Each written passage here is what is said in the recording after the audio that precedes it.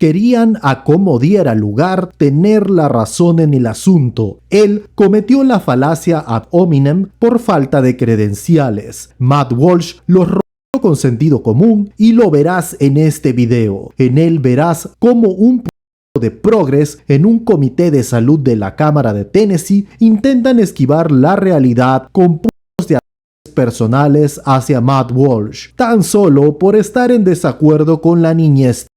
Mira el video completo y dime qué opinas, pero antes, si este tipo de contenido te gusta, suscríbete a nuestro canal. Tenemos la meta a mediano plazo de llegar a los 100,000 suscriptores. Sin mayor dilación, empecemos.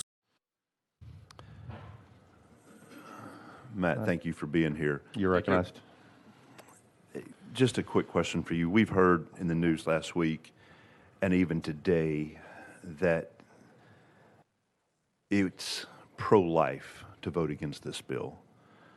We've heard that suicides are prevalent, and suicide has impacted my family, so I'm sensitive when I hear something like that. I've read some of the stuff that you've done, and I was wondering, can you speak to the statistics of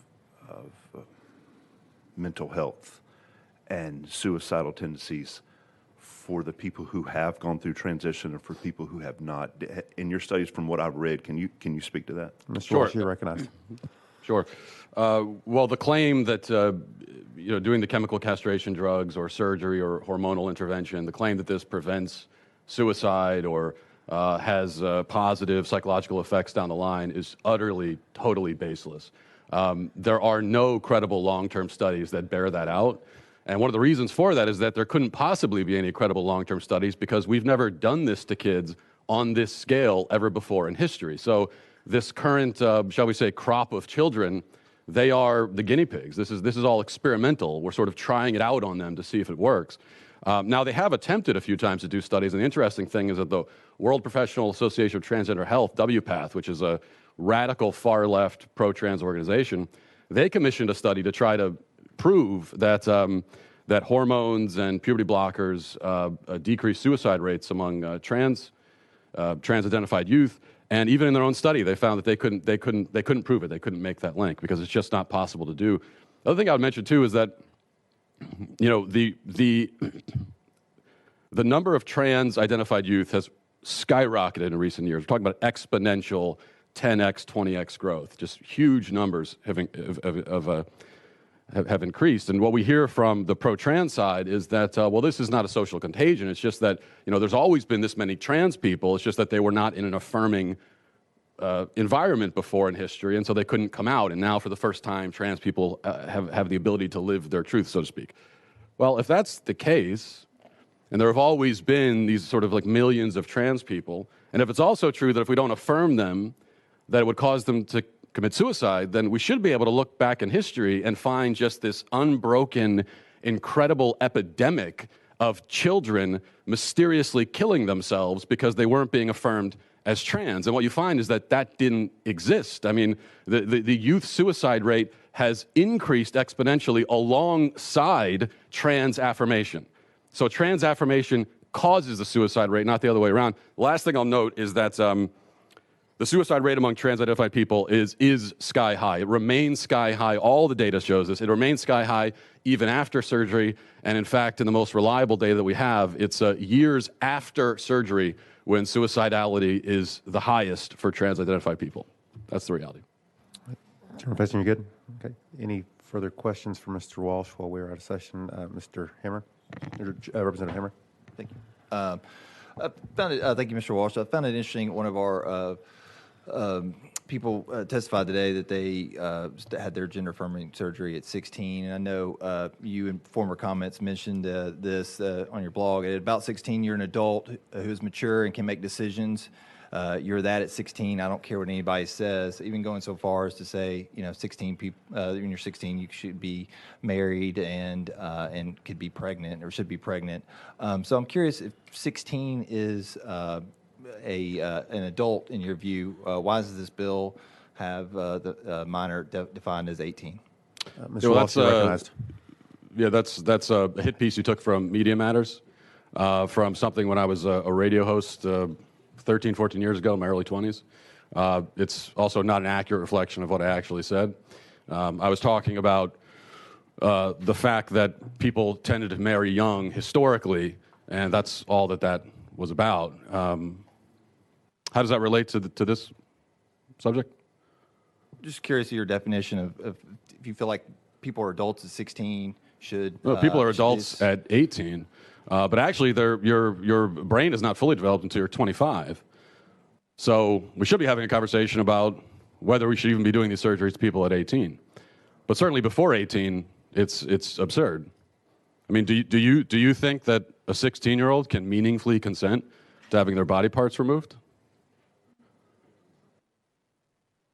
Do you? No?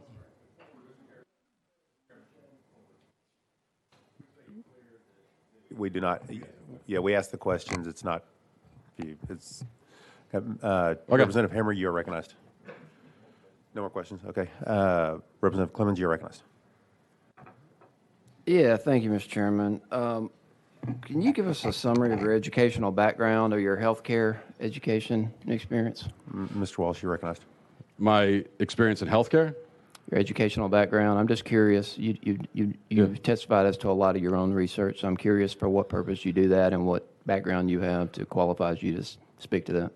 Well, my background that qualifies me to speak to this is that I'm a human being with a brain and common sense, and I have a soul. And so, therefore, I think it's a really bad idea to chemically castrate children. That is my experience. Also, I did. Now, it's true. I didn't go to college, but I did go to school long enough to learn how to read, so I can read the data for myself, and that's exactly what I've done. Representative Clemens, you're recognized. And for what purpose do you conduct your research and use this brain of yours? Mr. Walsh, you're recognized. I use it for the purpose of trying to protect children from being castrated and mutilated. That's one of the things I try to do. You don't use it Clemens. to. Thank you, Mr. Chairman. You don't use it to get clicks on your Let's state publication. Well, are you using it right now to try to get clicks with this interaction?